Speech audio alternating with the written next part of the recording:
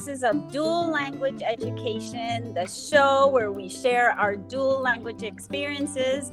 I am one of your hosts, Angelica Sandoval, and we have Giselle Barret. Hello, Angelica. Hello, Giselle. How are you? Good. Awesome. And, Are we surviving the last week before before we winter go on break? Yeah. Oh my gosh, I know. So each episode we'll talk about and we'll talk with inspiring guests. We have Kevin today. We'll share stories. We'll dive deep into classroom ideas that will spark curiosity, inspire change, and bring laughter. Whether you're here to learn, be entertained, get inspired, you're in the right place. So sit back, relax, and let's get started. Yay. So today's topic is ATDLE past, present, and future. We would like to introduce our special guest and ATDLE's Executive Director, Kevin Chavez. Welcome, Kevin. Welcome, Kevin. Hi, thank you. Good to be here. Oh, we're so happy and thrilled you're here. We get to hear a little bit about the past of ATDLE and where we're going as far as the future and what we're doing now. So thank you for joining us. Awesome. Thanks for having me. And thanks for doing this for ATDLE. You guys are really special, and this is an amazing undertaking. So thank you. We love to chit chat, right? Maestra Barret. So why not create something so everybody could chit chat with us? So Kevin, tell us a little bit about yourself. Awesome. Well, I have been in education for just over 30 years. Hard to believe, I know. But I've been working in dual language education of those 30 plus years, all those years except for one. My very first year, there wasn't a dual language program, but ever since then, I've always worked in dual language education. So a very long career, is just a span of experience across different countries, different levels, and different types of work.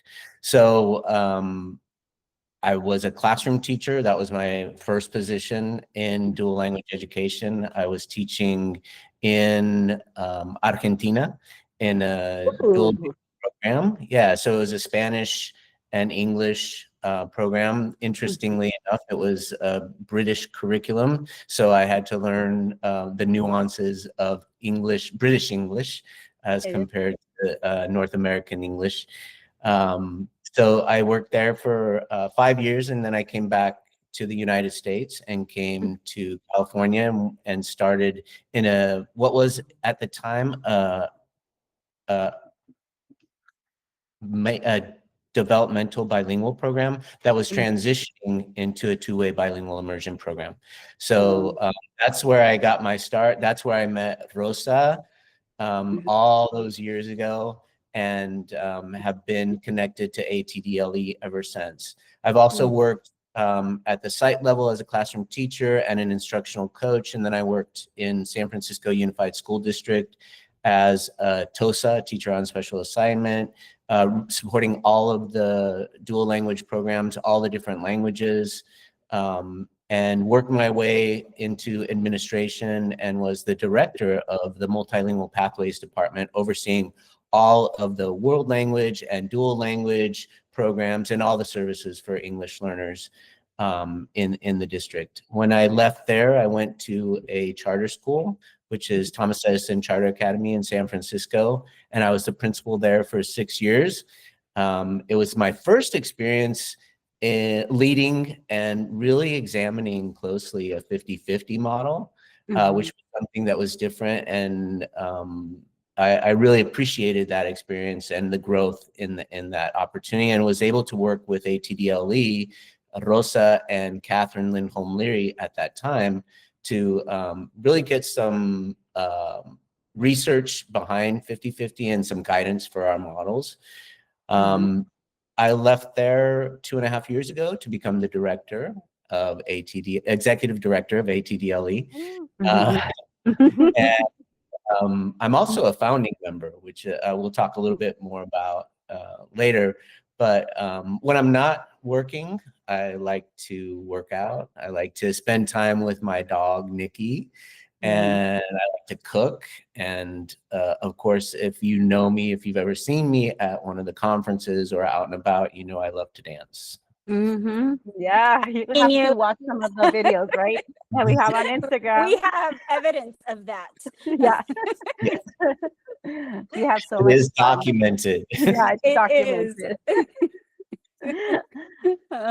So Kevin, tell us a bit more about how ATDLE started. For those that don't know who Rosa is, Rosa Molina is former executive director of ATDLE. So can you tell us about a little bit more about how it came to be? Yeah, so you're a founding member. ATDLE, the Association of Two-Way and Dual Language Education, came into existence in 2013.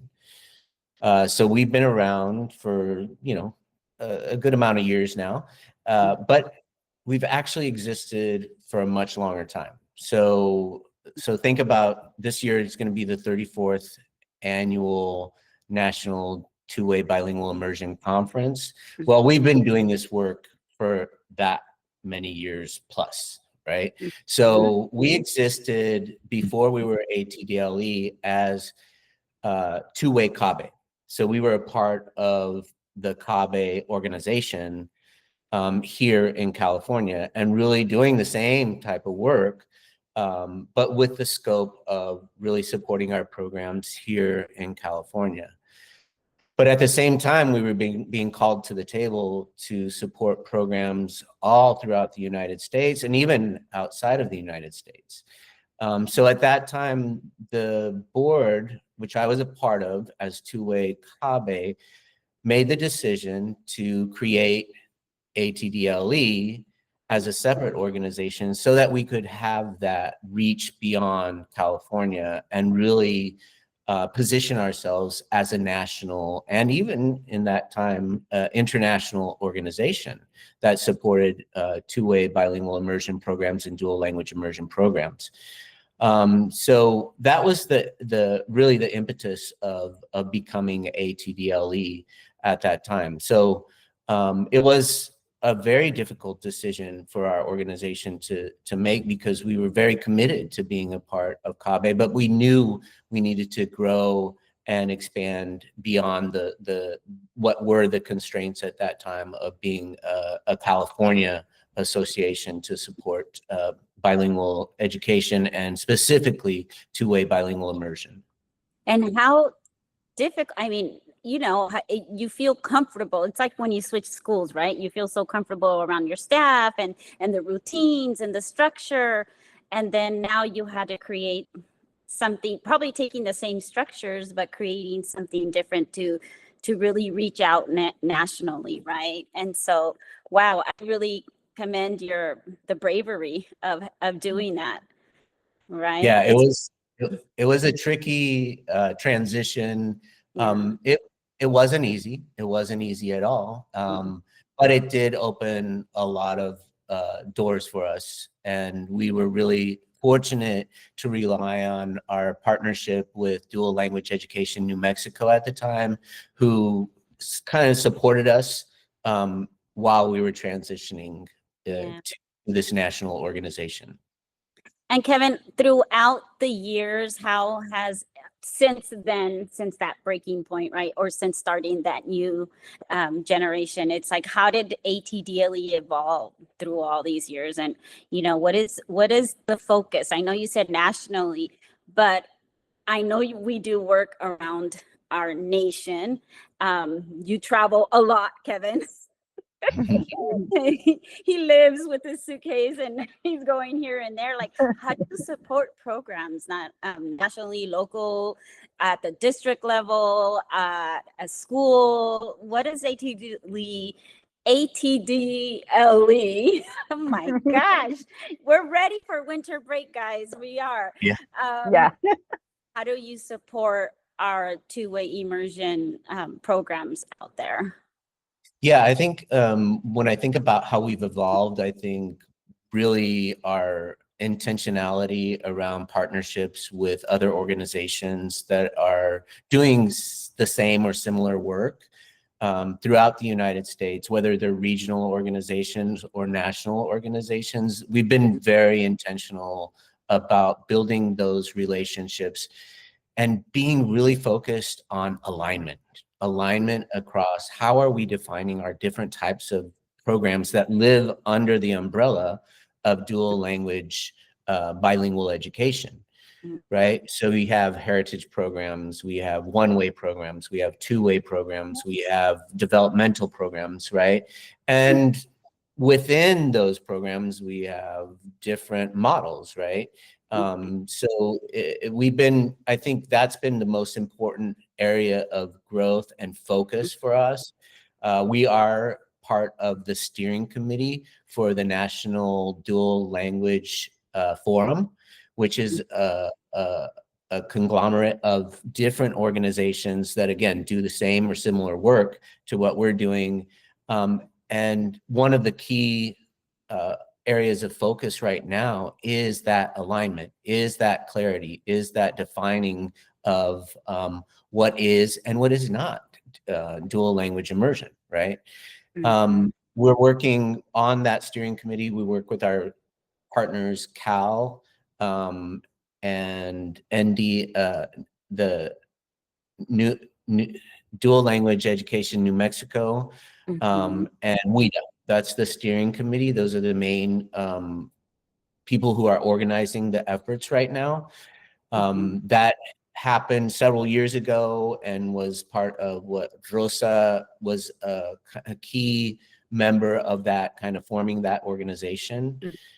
So that, I think that's been really important in terms of how we've evolved. And I think the other thing that we've been really focused on is what's happening with the political landscape and really adapting to the different periods that we've lived throughout the course of these, 20, 50, all the years really been in existence, but specifically as ATDLE, really thinking about like, how do we all come together to advocate and support our programs in a way that makes sense to our constituents, right? It's not about us as an individual organization, but because we can't reach all of the programs that need support, right? So we need to work in tandem with all of those amazing organizations that are out there.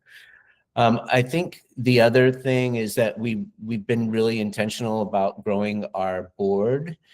We started with a 5-member board, and it was primarily representation from California. In the years that I've been a part of ATDLE in my different capacities, as a founding member, as a chairperson, then as an advisory board member, coming back onto the board, and now as executive director, like all of those different roles and all over those years, we've really been focused on the diversity of our board members and the expertise of the board members. So we have researchers, we have practitioners, we have folks that are in higher education, we have folks that are California based, we have folks that have been on the board that are now on the advisory board who are in Washington or in other states. So really thinking about how are we keeping ourselves as an organization informed about what's going on more broadly. And I think most recently we've been focused on sustainability. With this transition, I think we learned that we have to have a very clear vision and plan for sustaining this effort. We were fortunate with, me stepping into this position as executive director of having the years of experience in dual language education, but also directly with ATDLE. So really understanding deeply the mission and the work that we do, and being able to kind of take the baton, literally and figuratively, from Rosa to do this.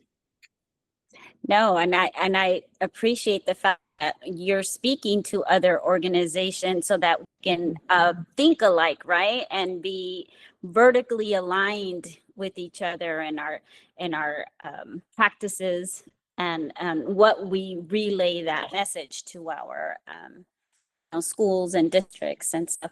And so as far as the board, I am part of the board, and I'm so happy you guys included me because usually boards are like executive directors or principals, and I'm a teacher, or, and I without the title, I consider myself a resource teacher without a formal title. But it's nice to be on that because then you hear different perspectives, right? Because sometimes in district, in your school, and you're in your own little bubble. When these meetings, you're like, whoa, oh yes, we're aligned this way. Oh, whoa, what's going on here, and how could we learn from that school district and this? And so it's very refreshing. It really is. So thank you for including me. Yeah, awesome. We love having you. Yeah. And I think that at the end we can all see each other at the conference, and like we said, of all these efforts from different people and organizations. So ATDLE has a conference each year, and we're so excited that this year is going to be in our city, in San Diego. So yeah. So Angelica and Kevin, can you tell us a little bit about what excites you more about this year's conference? Do you want to start, or do you want me to? Well, I mean, it's in San Diego. It's good. I mean, it's here in our hometown. I always talk about being part of ATDLE, going to the conferences. As a matter of fact, today I was looking through my files and I found a two-way Chavez presentation. And so I've been part of ATDLE since I don't know how long. I don't know how long. I'm thinking 13, 14 years already, and I've never left. I've always said that. I've never left. And now that it's going to be again here, it's like a full circle because my first presentation was here for my first two-way Chavez one, and then now it's come back. So I am very excited that it's here. I'm very excited that San Diego County gets to experience this wonderful learning. We have some wonderful keynote speakers already in line, and yes, right? We talked a little bit about that the other day in our planning committee. So I can't wait. I can't wait to see that. I can't wait to feel that energy. The energy that everybody says, it's just a different energy when you go to this conference. And I'm like, I know, I've been saying that for years. And so, and it's here in our backyard. So I can't wait for people to experience what I do every single year. That's awesome. Yeah, I'm really excited to be down in San Diego and at Town and Country. I really love what they've done with that venue. So it's going to be fun. And we're going to do a lot of great learning there. One of the things I think with our theme this year, bilingual brilliance, it really speaks to me, and what I'm hoping, what my vision of that is, to really think about elevating student voice. And when I think about elevating student voice, I think about elevating student voice in the classroom and outside of the classroom. So I think about, like this our programs are really a program that's about equity. It's about elevating student voice and bringing them and building the confidence in their linguistic abilities, but also their identities, because language is so connected to identity, right?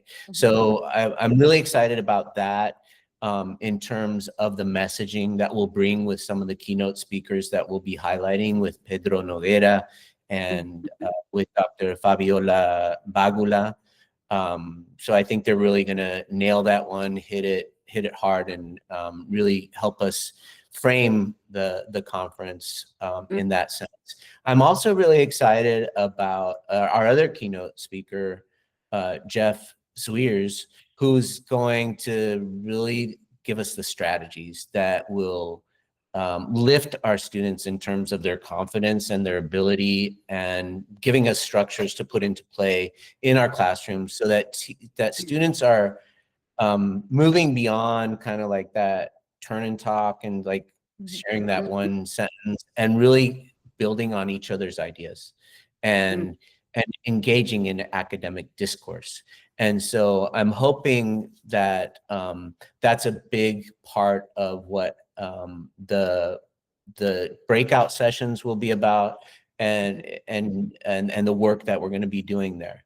The other piece of the student voice is one of the things that we implemented last year that I was so happy about was having students speak at every general session. So looking at ways to bring students as performers, students as presenters, students having a space in that broader the general sessions. So I'm really excited about that, and building on that past practice, and seeing what new things that we can bring to this year's conference. And always, as you know, one of my favorite parts of the conference is the dinner dance. So we're really excited this year. It's gonna be kind of a masquerade ball theme. I was gonna ask, like, what's our theme? How are people going to dress up? So we'll be blasting out some more information about that through our social media and through our email list. But it is looking to be a very good, very exciting celebration. We have a sponsor for that. One of our key partners, Benchmark Education, is going to sponsor the dinner dance, and they're looking to bring somebody in to teach some. We haven't landed on anything yet, but do a little lesson before we jump into our dance, which we've done in the past, which is always exciting and fun. So yeah, I'm really looking forward to it. And we have an amazing planning committee with a lot of representation from the San Diego area and down south. So always fun to work with that crew. So yeah, really looking forward. You know, the whole student voice, I totally agree. As a primary teacher, we don't see how far they get, right? They go to high school and we don't see them. They come and visit sometimes, but we don't know how much they've expanded. And those student voices, when I heard them, I was like, oh yes, this is what my heart gets it's just full when you hear that was the for them to get and recognize how important it is to be in these programs and appreciate, right? So yeah, I love the student voices for sure. It's so inspiring to see, like I said, like to see the students up like speaking in front of a whole crowd, and so they're so confident, and it's like the being in the program gives you that confidence. And then we have those students coming back and being those teachers, educators, because they want to continue that work. So yeah, it's so exciting to see those students participating, and it's like full circle, right? Like everything that they learned and how the confidence they are. So the another question that I had is like, how can people get support before the conference? So can you tell us a little bit more about what the Learner Series is, or other ways that they can find support? Yeah, so there's a lot of different offerings that we do. One of the things, one of the easiest way, like if your district or your school is looking for specific support, you can go to our website and you can actually look at the offerings, which would be like the Learner Series. So if you're specifically looking at, okay, how am I developing fluency with my students at this particular grade level, you look there, we have some offerings right now for our Learner Series this year. So you can tap into those offerings. Maybe you're just looking for, I just need a quick fix, and I'm a math teacher in upper elementary grades, and I just need to get a quick fix on what are some promising practices that I might consider. And we have instructional videos that you can like just watch and be like, oh yeah, I love the way she does that, and I'm going to try that out. Or maybe I'll reach out to ATDLE because I want more information around this, right? So there's that, and then obviously the national conference that we talked about, and then there's the site level support, where you can actually fill out a form and say, this is what our site is focused on. So for example, I met with a school district today that did work with ATDLE in the past to develop their framework, which is that the document that is commonly referred to as a master plan, but we've kind of shifted from that verbiage based on, you know, the historical context of that word to framework, right? And that framework clearly defines, and it's kind of like the North Star for a school district of what the program is, what it's about, the policies that are in place to support that program, how you're promoting that program, what's the curriculum, all of it. It's there in that one document. That's a comprehensive document that really is nice to have because it keeps people focused on the same kind of common agreements that have already been made as a school district, right? And so, people come and go, right? So you have that document and exactly. And we rarely will go in and do work with a district or schools without having some kind of foundational document in place. If they don't have it, then it's part of the process of the work that we'll do with them, because it's a critical part of maintaining and sustaining a high quality program, which is what we're all about, right? At the end of the day. And then the fun thing is once you have those pieces in place, you can really tailor the support to the specific needs of the school or school district. So one of the things that we're doing up in Novato right now is working on oracy and developing that academic discourse. And this has been a multiple year undertaking with them that started with taking their framework, which they had in place already, developing site level agreements around those framework, and then really focusing on certain areas. And they wanted to like really focus on student to student interactions, right? And so that's a part of what we're doing when we go in to work with them, is monitoring that, visiting classrooms, giving feedback, providing professional development in that area, taking a coaching stance with those teachers. So it's the work that I really love. It's part of what I was doing as an instructional coach. So I love having that experience with our schools and school districts and our teachers especially. And then we also do program evaluation. So we're looking at the quality of programs and thinking about what are the ways you might want to like adjust, or what are the supports that we need to put in place for either students or teachers to really move the needle in providing that high quality program. You're so right, because a lot of the programs in our schools are stagnant, right? They're like, we've been doing this for years and this and that, but no one has come in to really evaluate our programs to see where else can we go. Maybe we need more help with the community aspect of it. Maybe we need more help with the third goal. But yeah, you're so right. I think some of our schools need the next step, you know, it's like, what else can we do? How else can we grow our program, right?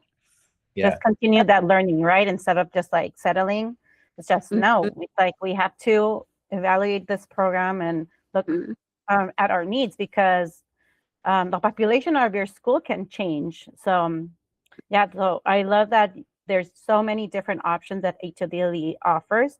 I want to focus right now a little bit on Learner Series. And Angelica, we're going to start with you in December. So can you tell us a little bit about what you're going to offer for the teachers?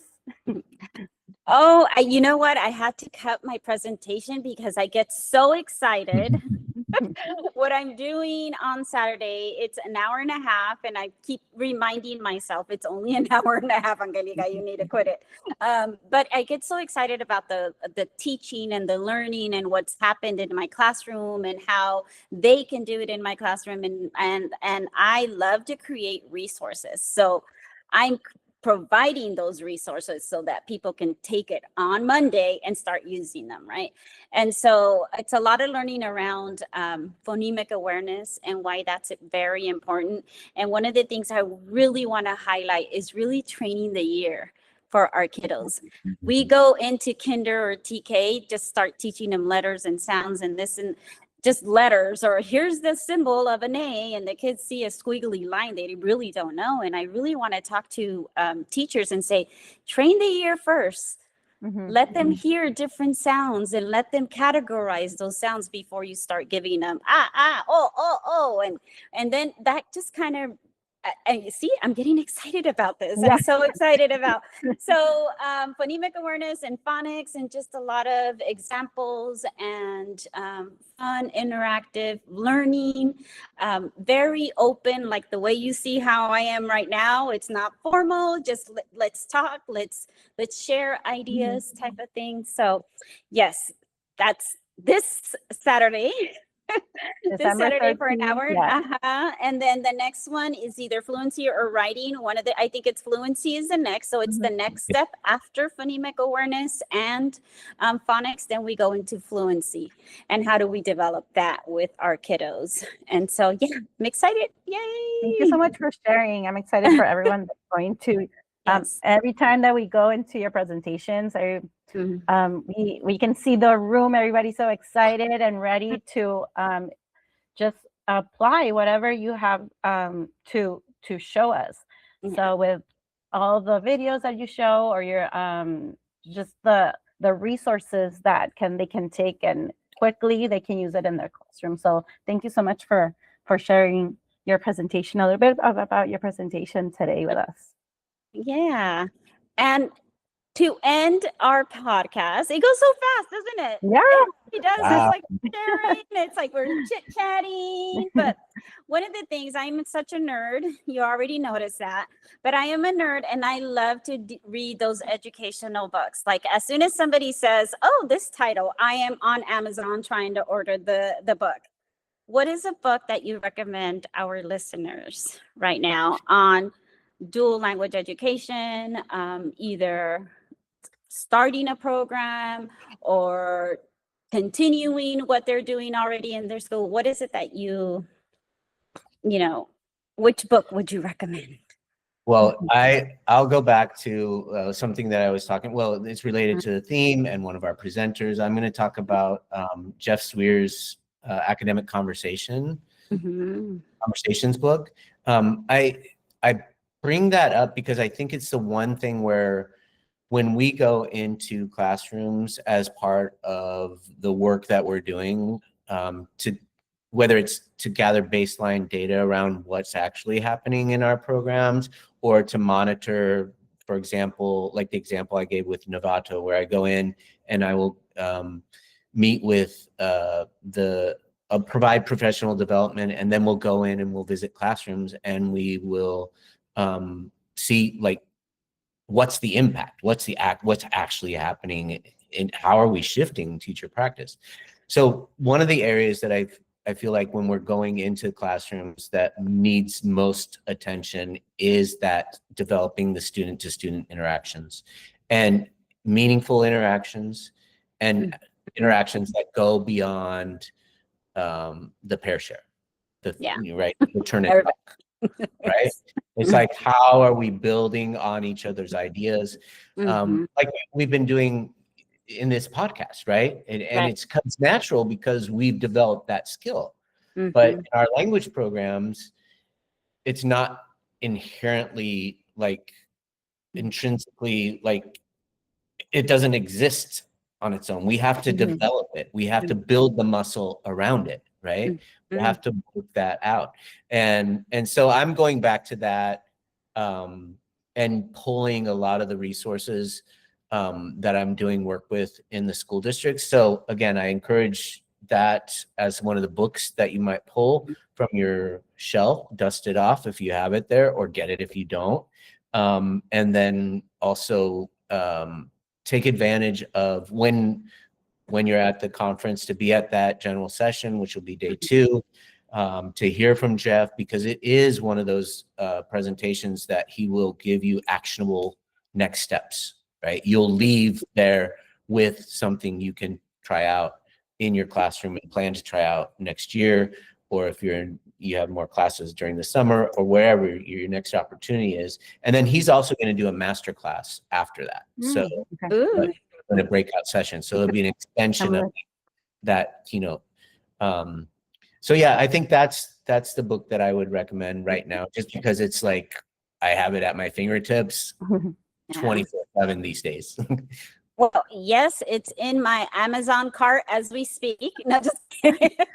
But we do. Like I wrote my notes. You already wrote it. Yes, we need to have that. No, it's so true. Our kiddos, it doesn't, how you say, it doesn't come intrinsically, right? They're like, they're struggling, right? That's that productive struggle to, how do I say this in Spanish? And, how do I even, work off of that idea? And they just turn around and they start working on their stuff instead of talking things out with their, peers or classmates and stuff. So I am so excited about that. Did you get the title and everything, right? Yes, I got the title. And then I'm excited because we are working at our school with our collaborative conversations and making sure they're using transition. But like, he has there the book you go. Academic Great conversations. Love it. Así que a estudiar. We have to study before we get to our master class. So or you can take the master class and then the book will maybe have more meaning for you. Either way, whatever kind of learner you are. Definitely. Yeah. I want to give a huge thanks to Kevin for coming to our podcast, to Angelica for helping manage the podcast as well, and to our listeners and everyone working to strengthen the dual language education community. We want to just give you certain reminders. We have our ATDLE conference coming up in June 17 through the 19th, and registration is open. Make sure, and we hope to see you there. And starting December 13, which is Saturday, through March 14, we will have our ATDLE Learner Series. And it's going to be on Saturdays, and they're going to focus on different topics. So don't miss it. We have pandemic awareness, writing, oracy, and more. And workshops are led by Angelica Sandoval, Kevin Chavez. We have Diana Hernandez, Omar Guillen, Dr. Olga Grimat, Iles Camilla, and Graciela Flores. And also be sure to follow us on our social medias. We have Instagram, YouTube, TikTok, Facebook, for all of the generations. You name it, we're there. We have to give a shout out to our partners. We have Shunya Kids, The Readers, Avant, CASA, SDCOE, DLENM, Dual Language Education of New Mexico, Meta. They will have a conference soon, which is the Multilingual Educators Transforming Achievement.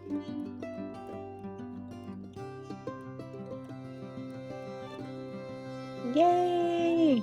Excited about all of our partnerships. I got to meet some of them, so it's nice. So we appreciate your time and attention. Let us continue leading with language and advancing our learning. We hope you will join us for our next episode, number 3. Take care, everyone. Nos vemos pronto. Muchas gracias.